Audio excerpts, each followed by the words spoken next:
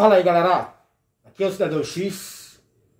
Acabei de gravar um vídeo, de introdução, que geralmente eu acabo nem publicando para vocês, onde eu falo ali durante 5 ou 10 minutos para esquentar a garganta ali, pegar o ritmo de gravação, e faço um conteúdo mais simples, mais básico, mais informal, e depois eu acabo deletando o arquivo e não publico. Mas eu acabei entrando no meu comentário ali no vídeo de introdução, eu falei sobre violência na escola, onde eu falava meio que no contexto, falei de professores e lembrei do caso do aluno que cometeu o atentado na escola, aí, um atentado à faca, esfaqueou uma professora de mais de 70 anos de idade, que acabou vindo a falecer, esfaqueou e feriu outras pessoas, outros alunos e alguns adultos que estavam ali presentes, ali funcionários também, e como sempre um caso desse envolvendo um ataque a uma escola, com crianças, professores, chama a atenção, a mídia explora muito disso, porque o sensacionalismo atrai o público, tem views, e views significa audiência, e tem retorno financeiro para quem trabalha em cima disso. E eu pensei, será que eu gravo um vídeo sobre isso? Eu geralmente não gosto de gravar no momento do ato, ali em seguida, na hora, para aproveitar o que está em alta, aquela tag, aquele título, aquele momento, está todo mundo procurando sobre. Mas eu percebo que tem sempre alguns comentários nos meus vídeos sugerindo conteúdos.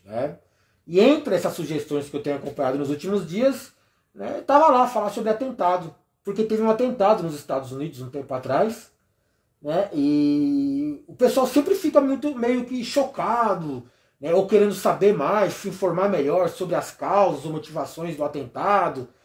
Nos Estados Unidos, galera, é meio que uma situação padrão mais bizarra. Eu vi um cálculo esses dias aí, que são mais de um ataque, um ataque desses em massa, e lá nos Estados Unidos, a grande maioria deles, quase 100% é realizado, se não 100%, são praticados ali com armas de fogo, porque lá tem uma tolerância maior para adquirir armas e tal, é mais fácil. Então, atentados à massa mesmo, onde tem um ou mais terroristas, atacantes, loucos, e que atacam locais públicos onde tem várias pessoas, vitimando várias. Uma arma de fogo potencializa muito um ataque do tipo.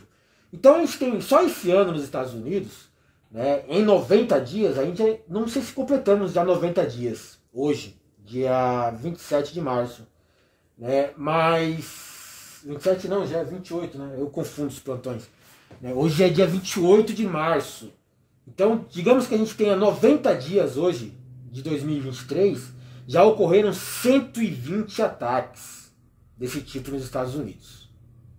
Então tem outras circunstâncias envolvendo, sobre como lidar quando ocorrem esses ataques, se divulga para o público, e a imprensa, e muitos exploradores de conteúdo não conseguem evitar, precisam falar sobre isso, outros já conseguem absorver ali, tem um conteúdo em paralelo que não explore, porque parte dos especialistas indicam que ao divulgar esse tipo de conteúdo, você está incentivando que outras pessoas o pratiquem, que tem lá nas suas motivações ou gatilhos, estão se confrontando com a própria necessidade deles de explorar polêmicas e sensacionalismo, apesar de ser trágicos, dessa forma. Então eu sei que alguém vai sugerir para que eu fale sobre esses ataques. Eu preferia falar, por exemplo, sobre chemtrails, aquelas trilhas químicas no ar. É uma teoria da conspiração clássica, e muita gente não fala mais sobre isso. E eu tinha muita informação, muita não, mas pelo menos algumas informações a agregar sobre esse tema, como sugeriu uma pessoa aí no comentário. Tem gente querendo que eu fale sobre os protestos na França. Cara, protestos na França não é tão simples como a gente imagina, só o povo revoltado. Claramente ali tem uma agenda de reformas, que é a nível globalizado, que usa aquelas desculpas de déficit fiscal, manobra financeira, o governo está querendo melhorar as condições. Não. Isso é tudo desculpinha, né? Não tem problema fiscal nenhum, não tem déficit nenhum, né? Eles estão querendo ferrar a massa trabalhadora mais pobre. Ponto. É isso. Mas ali, dentro da França, tem disputas políticas a nível de submundo, porque a França, diferente de outros países, né, é governada por uma facção do Estado profundo diferenciada, que é a facção política, ali onde tem, né, uma linhagem de funcionários públicos, sim. Na França tem funcionários públicos que participam ativamente, né, do Estado profundo. É uma facção muito poderosa e tem as suas disputas internas. Facções do Estado profundo que governam, né, existem algumas, né, e elas ganham força ou perdem força de acordo com as circunstâncias e a época, né, que aquela sociedade, aquela nação está vivendo. Então, vez por outra, você vê facção militar, né, sendo poderosa e até governando através de ditaduras. Você vai ver facções religiosas em certos períodos históricos que governaram. Né? Você vai ver facções do narcotráfico, né, que tem alto envolvimento com militares, né, e com política hoje em dia. E se tornaram uma das principais facções, né, desse Estado profundo. Né, e outras. Né, facções políticas, facções de funcionários públicos ativos, como é o caso da França. Então não é simples falar, né, sobre os protestos na França. Né, além, é claro, de uma cultura de protesto, né, toda particular da França, que a gente sabe que de vez em quando rola umas cabeças lá.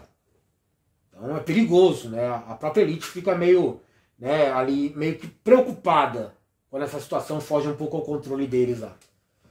Teve mais um capítulo também sobre o conflito de Lula e Moro, né? Não exatamente em si, mas, né, o Tacla Duran, né, um investigado da Lava Jato, né, já tinha feito essa denúncia anteriormente, refez agora, reforçou essa denúncia, dizendo que a equipe da Lava Jato era corrupta, né, que aceitava propina para passar pano, né, para pessoas investigadas. E ele alega que inclusive tem provas, né, com vídeos, transações bancárias, testemunhos, né, quer dizer, né, todas aquelas provas que a gente entende que são incontestáveis, mas que aqui no Brasil alguém coloca em dúvida. Você pega o cara carregando a mala de dinheiro, mas tem que ver e tal. Você filma o cara recebendo a propina. Não, mas a gente tem que estudar melhor o cara. Cara, você tem vídeo, você tem documentos, você tem testemunhos, né, como você vê aí no governo Bolsonaro e seus escândalos, e não acontece nada. Sabe? Tem gente que continua, inclusive, acreditando no criminoso sendo flagrado ali, né, com os crimes cometidos. Mas, né, é perigoso, né, essa treta ali de Moro e PT ali com Lula no governo, porque eu tenho certeza que o Lula no governo tem acesso a informações, né, que podem, né, acabar com a reputação de alguns adversários seus. E eu sei que o Moro também tem que atacar o Lula para assumir a posição, né, de liderança da extrema-direita, né, e garantir seus votos, até uma candidatura para presidente. Então ele fez essa questão de todo esse drama de ser ameaçado pelo Lula, e tem uma ameaça do PCC, vincular o PCC ao PT, né, e agora o PT está dando troco. Vão levantar os BO do Moro. Eu sei, por exemplo, que o Bolsonaro tinha esse tipo de informação a respeito do Moro. Se não levantou essas informações quando conflitou com o Moro, é porque o Moro também tinha informações privilegiadas que comprometiam, né, o Bolsonaro. Então, cara, é muito detalhe que vale a pena, né, tocar. Mas, né, infelizmente, a gente passou, né, por um evento trágico, traumático, que foi o ataque à escola. E eu acho que dá para falar alguma coisinha sobre isso. Depois a gente fala sobre os outros conteúdos. Vou esperar o carro do gás passar agora, beleza?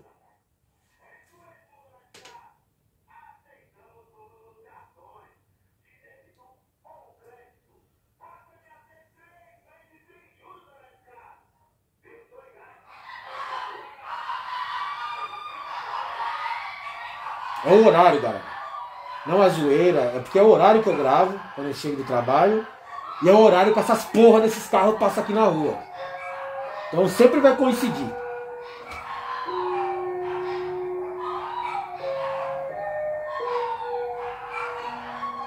Tem gente que acha engraçado isso, né?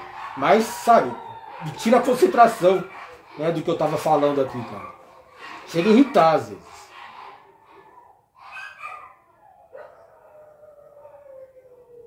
Então vamos falar sobre o atentado na escola? Cara, às vezes eu me perco na introdução, sabia? Me perco mesmo, eu viajo na introdução. Vamos falar sobre atentado na escola. É curioso, né? Eu não vou dizer engraçado porque não tem nada de engraçado nesse atentado. É uma professora de 70 anos vítima, não é engraçado. Mas é curioso, né? É interessante, né, você notar que a mesma elite, né, que controla inclusive, né, a maioria dos canais de comunicação aí, a imprensa, né, ou tem os grandes veículos, né, os grandes perfis, né, das redes sociais aí, né, eles simulam, né, através ali das reportagens, das matérias, dos comentários dos seus influenciadores, né, que eles estão chocados com o que aconteceu. Como se eles se importassem mesmo, né, com essa tragédia, com esse atentado. E na real, eles pouco se importam com a escola pública, a gente sabe disso. Eles não estão nem preocupados se o atentado aconteceu, se teve vítimas. É só uma forma de explorar, é uma situação, né, que dá para explorar o sensacionalismo em cima daquilo, né, e ficar em destaque, né, ficar em evidência. É só isso. Nenhum cara da elite está chocado com o atentado na escola. Nenhum mega empresário está preocupado se a professora morreu. Não, eles não ligam. Eu sempre gosto de fazer aquela comparação, de valores. Quantos seguranças tem numa escola pública? Quantos seguranças tem no banco? Aí você nota, né? A diferença de valores para eles. Né? O que é mais importante? O que é mais valioso para eles? As crianças em uma escola ou um banco cheio de dinheiro? Qual deles tem mais segurança? Qual deles tem mais investimento em monitoramento e proteção? Entendeu? Então é mentira, é hipocrisia. Quando eles ficam falando sobre, né, a tragédia, sobre o choque emocional. Mentira, mentira. É só sensacionalismo mesmo. Tá? E fazer, lógico, também a imagem, né, do perfil de pessoas que se comovem, que se comprometem com a sociedade. Né? Eu sou um líder, eu sou um exemplo, olha como eu estou preocupado com as criancinhas. Mentira, não ligam. É os mesmos que fazem todo esse sensacionalismo, essa comoção, né, são os mesmos que criticam quando o professor vai fazer uma greve, pedindo melhores condições de trabalho. Tá? Metem o pau no professor. Inclusive tem pessoas que só assistem essas matérias, né, tem essa necessidade, né, de acompanhar tragédias, que tem a mesma postura, a mesma visão quanto a um professor. Olha que tragédia, mataram a professora, o aluno violento saqueou a professora. Se essa professora estivesse na rua pedindo melhores condições de trabalho, melhores salários, né, e um policial tivesse baixado o cacete nela, ele estava dando risada e concordando, achando legal. Entendeu a hipocrisia que me irrita nesse ponto? Ninguém se preocupa com o modelo educacional. Estou com conteúdo para falar sobre o modelo educacional aqui, que se eu colocar hoje, cara, você vai mudar a sua visão sobre o assunto. Eu vou dar mais uma clareada assim para você ficar mais crítico ainda. Porque, cara, fica evidente o desprezo, né, que essa elite tem pela educação pública. Não é nem educação, né? Porque processo educacional é uma coisa, né, e adestramento, né, ali pela alfabetização é outra. Porque eles esperam que, né, os escravos sejam alfabetizados para conseguir entender o mínimo das ordens que lhes são passadas. Né, o mínimo de instruções para cumprir suas funções. É só isso. É adestramento. Porque eles tratam a gente como animais. Então não é processo educacional. Eu vi uma frase que diz que, né, a elite mobilizou muito da opinião pública para ficar contra, né, o Karl Marx, quando ele mostrou como o sistema oprime o povo. Né, como o sistema trabalha na opressão popular ali, em cima dos seus escravos. E essa mesma elite, esse mesmo públicozinho manipulado, também foi contra e ainda é, né, o nome do Paulo Freire, que traduziu para a massa, né, miserável, né, como funciona esse sistema de opressão. Educando essas pessoas. Além de só alfabetizar, Paulo Freire e seus métodos educavam essas pessoas. Mostrava para elas os lugares delas, né, na sociedade. Que elas eram alguém que mereciam ser reconhecidas, que tinham importância. E elas começam a ver o quanto elas são oprimidas, o quanto elas são desprezadas, marginalizadas pelo sistema. Então o sistema não gosta, né, de educação em si, de conhecimento em si. Gosta de adestrar pessoas, adestrar escravos. Eu lembro que agora, recentemente, todo mundo ficou revoltado com a MC Pipoquinha, cancelaram ela, a cultura do cancelamento, tudo se cancela. Cancelaram a MC Pipoquinha porque ela falou que, né, num tom crítico, e até debochado, eu entendo, quis fazer polêmicazinha para ficar em evidência, mas ela falou que ganha mais que a professora. E qual é a mentira nisso? O mesmo cara que fica revoltado com o comentário da MC Pipoquinha, olha, ela falou que ganha mais com a professora, então de deboche, vamos cancelar ela. É o cara que é a favor da polícia bater em professor que está em greve. Então, cara, eu sou revoltado, eu fico indignado quando eu vou falar de educação, sabia? Sobre os atentados, vamos concentrar aqui, eu tô fugindo do assunto, né, cara? É difícil, mano. Tem dia que não tá encaixando, é muita coisa na cabeça. Sobre os atentados, por que a gente gosta tanto, né? Não de que aconteça, mas do assunto, né, de pessoas falando sobre. Eu não gosto, né, de pessoas que não têm propriedade para falar sobre uma coisa e ficam explorando, né, ali como sensacionalismo, inventa ali, né, um conspiranoico, um teórico da conspiração e liga umas coisas, situações. Eu não gosto de pessoas assim, cara. Eu não gosto de explorar, tanto é que eu não gosto de gravar esses vídeos logo na sequência, porque eu acho que o trauma e tal, né, eu tô me sentindo uma prostituta do sistema quando eu faço isso. Mas eu vejo muita gente que não tem propriedade falando à vontade, né, induzindo vários que querem saber. Tem essa necessidade do assunto e no momento. Porque amanhã já tem outro escândalo, outra tragédia. E aí você perde a oportunidade de falar para aquela pessoa que já absorveu a opinião de um babaca qualquer. O que a gente procura quando a gente está falando de uma tragédia como essa, de um atentado específico como esse? Um aluno que matou uma professora, esfaqueou, né, outros colegas, outros funcionários, todo revoltado. Né? O que a gente está procurando? A gente está procurando entender, né, espero que seja assim na maioria das pessoas, porque para mim é assim, né, eu fico tentando entender qual a motivação, né, que leva uma pessoa a um tamanho ato, né, infeliz, ali, trágico, né, dramático, drástico. O que motiva uma pessoa a esse ponto? Qual é o gatilho? Seja emocional, físico, traumático, qual é esse gatilho tão forte, cara, capaz de fazer uma pessoa, né, se dedicar a isso? E muitas vezes elas têm uma dedicação que, entre as metas, né, objetivos, tá ali, né, até o suicídio, né, ao final, né, da ação. Sabe, qual a motivação, qual o gatilho? A gente procura, eu pelo menos procuro, né, absorver ali parte do que aconteceu, para formar uma opinião e entender, cara, peraí, o que está acontecendo? O que fez essa pessoa cometer aquele ato? O que pode ter de risco? Porque se a gente souber o que está acontecendo, quem sabe a gente possa controlar situações futuras, né, na tentativa de impedir que isso aconteça. Nós temos filhos na escola pública. A gente mora na periferia. Um louco desse pode aparecer aí do nada, né, no jardim de infância ali. Então a gente fica preocupado, gostaria de impedir. Entender o que está acontecendo, antecipar uma ação como essa para que ela não ocorra, para a gente se preparar. Então eu acho que parte do interesse desses assuntos é isso. Eu sei que vai vir um conspiranoico, prostituta do sistema, né? Aquele cara que é um parasita de atenção, que vai falar aqui que não, mas é o sistema que está operando o subconsciente de algumas pessoas que se tornam agentes ocultos.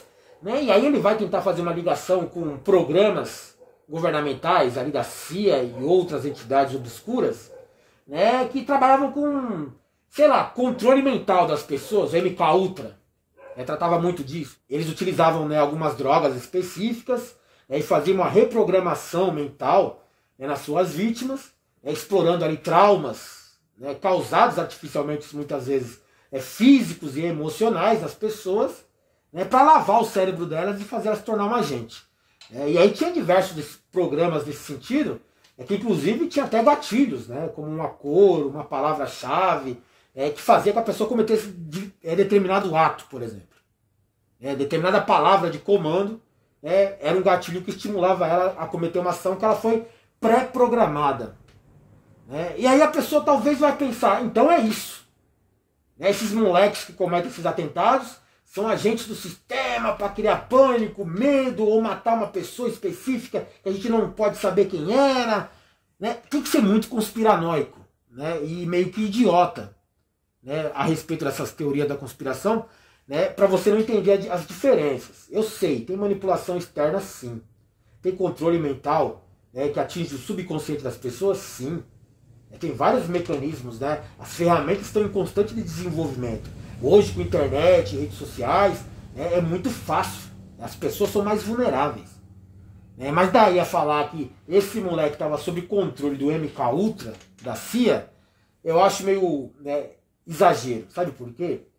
Porque esses programas governamentais, eles utilizavam as reprogramações, né, esse MK Ultra, né, ou Projeto Monarch, coisas do tipo, né, para trabalhar a massa. Então, geralmente, o alvo deles, principal ali, que se tornava uma ferramenta, uma arma, né, eram celebridades, ou pessoas que viriam a se tornar celebridades. Uma modelo famosa, né, atores, músicos, tem muito disso, em atividade, inclusive, hoje. Lógico que os programas foram muito mais aperfeiçoados. O sistema ele trabalha em cima disso. Mas qual que é a ideia? É fazer com que essas pessoas se tornem ferramentas do sistema, manipulando, manobrando a massa de seguidores. Então eles operam através desses influencers. Então, que influência tem um moleque da periferia de São Paulo para ser importante o suficiente para ser ativado como agente oculto? Sabe, para mim não faz sentido. A ideia deles de criar esses agentes e criar todos esses programas era para manipular, manobrar, controlar a massa. Muito mais fácil do que controlar milhares de pessoas é você controlar uma pessoa que tem controle, influência sobre essas milhares. Mas tem a questão da vulnerabilidade, que eles exploram nessas vítimas, nesses agentes ocultos. E eu acho que se encaixa um pouco, na questão desse moleque aí. São pessoas vulneráveis. E é mais fácil de se atingir, é mais fácil de você influenciar. E eu acho que tem a ver, primeiro, com essa necessidade, que a gente tem hoje de aparecer. Como assim? Se destacar, virar celebridade? Não.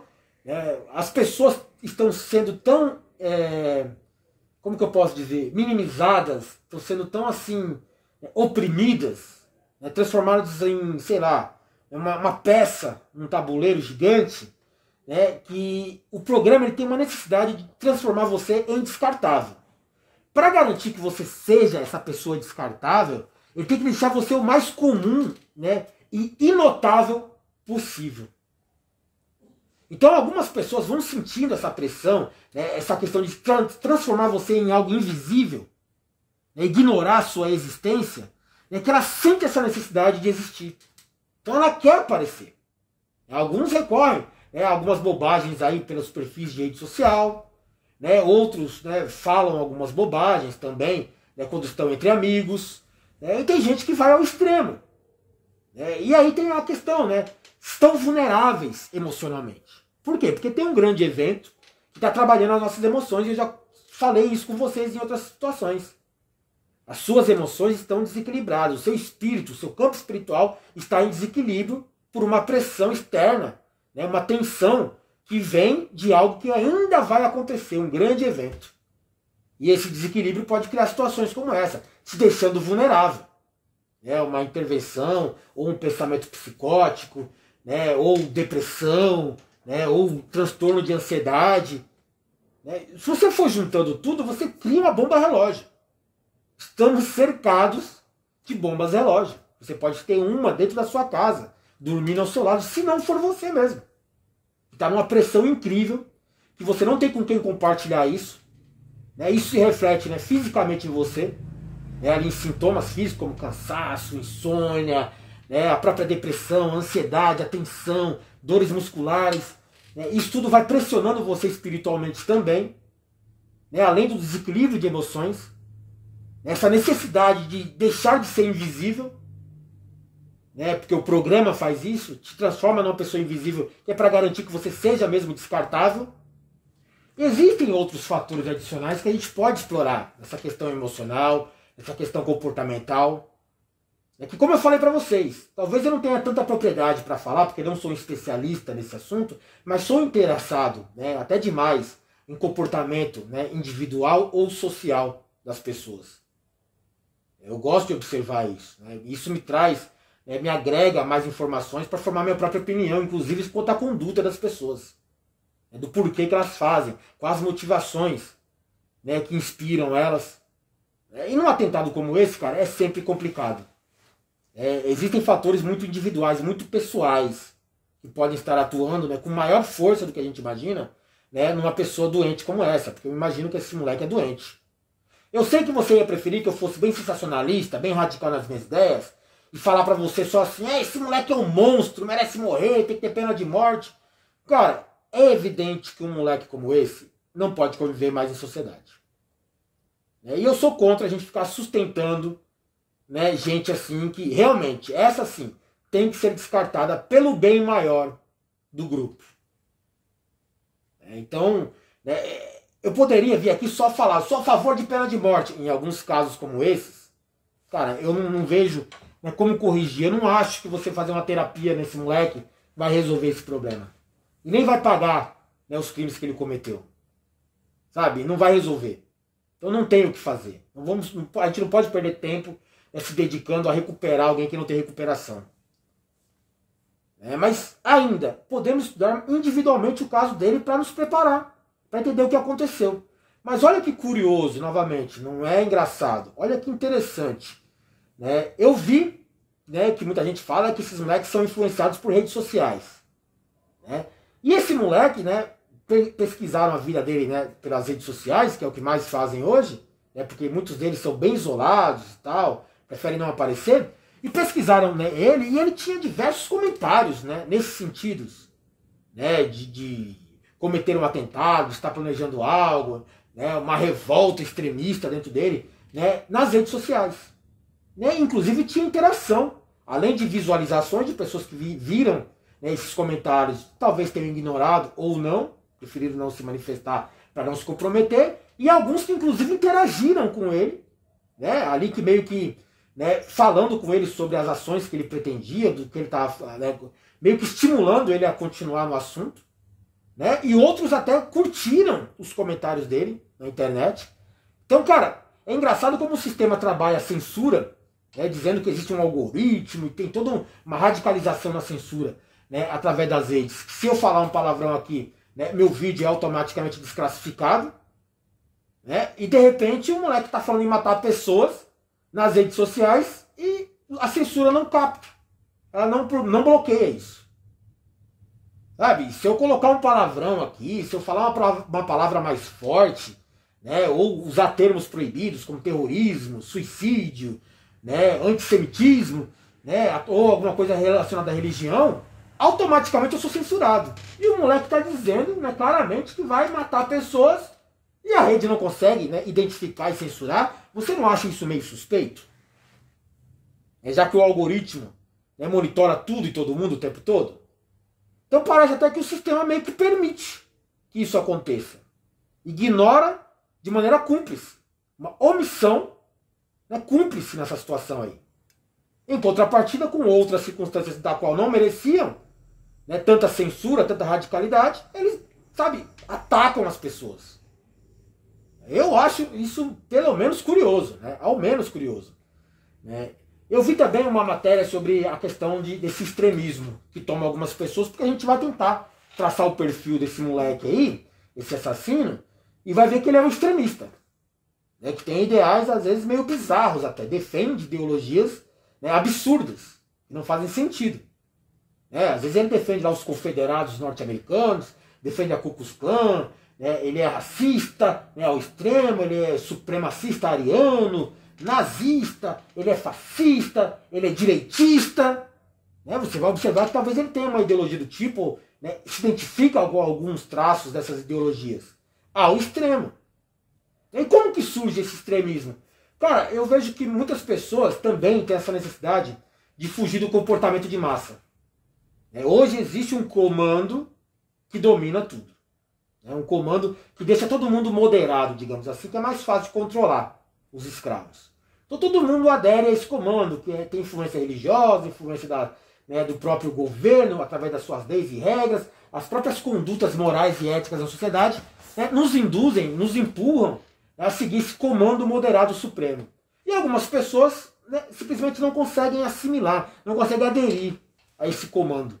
Então, eles não são moderados. E elas se acabam se tornando vulneráveis a qualquer ideologia que fuja ao moderado, que fuja ao comum. E aí elas são abraçadas, né, são seduzidas por esses extremos.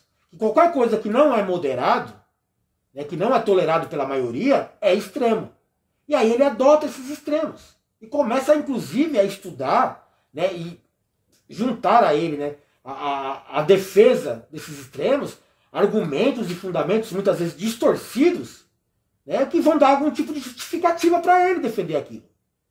Ele acha que é normal, né, ele ser negro e andar com a bandeira dos confederados dos Estados Unidos numa camiseta. Ele acha normal, né, ele ser mestiço aqui no Brasil e achar que, né, ele é um supremacista ariano e que está tudo certo. Sabe? Ele acha normal ser pobre e ser de direita. Porque na cabeça dele faz algum sentido, porque alguém disse para ele, e ele replica na mente dele, que através dessa ideia, através dessa fala, desse comentário, desse contexto, isso faz sentido. E sabe, sempre ele vai adotar cada vez mais esse extremo. E aí você vai criar um extremista, que vai achar que um atentado terrorista resolve alguns problemas. Né? Que assassinar algumas pessoas, né, por exemplo, inocentes, vai chamar atenção para a causa dele. Então, cara, é muita coisa envolvida. Sabe? E a gente tratar de um evento, né, onde tem um indivíduo praticando esse ato, né, e com todos esses aspectos a se analisar para formar o perfil dessa pessoa, para tentar entender o que aconteceu, é muito complicado, é muito complexo. Por isso que eu não me sinto com tanta propriedade para falar sobre o assunto. Para finalizar, galera, a única coisa que eu vi que me incomoda, né, é que sempre tem um imbecil para distorcer ali. Não só explorar, como distorcer. E eu vi alguns, né, influenciadores de massa ali, telecomunicadores ali, jornalistas, influenciadores, especialistas, dizendo que a culpa é dos videogames. No passado, quando não existia videogames, a culpa era da música, do rock and roll, por exemplo, coisa de Satã. E aí depois a gente passa para a questão da era do entretenimento ali, né, de filme, cinema, então a culpa era do Rambo, do Exterminador do Futuro, que é muito violento, induz as pessoas e tal. E agora a culpa é dos videogames, que são muito violentos. O videogame influencia a pessoa a cometer assassinato, porque, imagino eu, que numa das falas dele lá na questão do Twitter, se eu não me engano, ele fala de cometer algumas kills. Kills, né, kill é morte, né, em inglês, né, e é um codinome, né, um código, né, para quando você mata alguém dentro de alguns jogos específicos. Você conta as kills, quantos adversários você matou. Eu penso que o videogame é mais só para você, primeiro, desafogar ali, né, a pressão do mundo real, né, e tem a questão do próprio entretenimento, né, que a gente precisa para manter um pouco da sanidade, né, porque se a gente ficar preso no sistema, e quando um pouquinho que a gente sai arregaçando, metendo os dois pés nesse próprio sistema, a gente não quer voltar mais para ele e cria um conflito. Isso afeta a nossa sanidade, afeta o nosso comportamento, até a nossa, né, continuidade aqui. Isso é um perigo. Então a gente precisa, né, de um pouco de alienação. Então assistir um filme, né, ou sei lá, tomar uma cerveja ou jogar um videogame. Mas você acha que o videogame, por exemplo, é uma fonte de inspiração para um atentado como esse? Ah, ele jogou Call of Duty, ele jogou Battlefield, ou jogou GTA, e aí ele saiu cometendo crimes por conta desse videogame, por conta desse jogo. Como eu vou ver algum pastor falando aí, né, já na internet. Você já viu, né, alguém voando aí pelas ruas porque jogou videogame? Com algum super-herói que voa? Você já viu alguém teleportando porque em tal jogo tem um teleporte do personagem ali? Né? Você já viu alguém teleportando porque foi inspirado, né, influenciado pelo jogo? Podia ficar brincando em memes, mas não é a hora de brincar. Mas é bem isso mesmo. É tão patético, é tão idiota você fazer essa comparação, né, ou tentar empurrar uma motivação tão complexa para um atentado desse, como eu estou tentando falar aqui, nesses tantos minutos, né, e falar que é só culpa do videogame, é tão simplista, é tão idiota, né, mas tem público para isso, tem um monte de idiota que abraça, né, que, cara, chega a ser engraçado quando não deveria ser. Porque eu acho perigoso. Porque eles vão falar que é culpa do Satã. No final de tudo é culpa do demônio. Não é isso? No final de tudo é culpa da esquerda comunista. Não é isso? Então tudo que eles projetam de ruim, ou que ameaçam eles de alguma forma, no seu sistema, na sua estrutura, né, é culpado de tudo de ruim que acontece aqui. Até você. Se você não é a pessoa ideal, se você não é a pessoa mais bem-sucedida do mundo, a culpa é sua, não é do sistema. Que te marginalizou, que te atacou, que te pressionou, não. A culpa é sua. que não trabalhou o suficiente, que não se dedicou como deveria, que é um preguiçoso, né, e tá preso ao demônio. É isso. Então, cara, eu tenho um nojo de quem falar isso, a gente podia ficar mais minutos ou até horas falando sobre esse assunto. Mas já falei tanto, né, mano? Desculpa aí, falei demais. Valeu.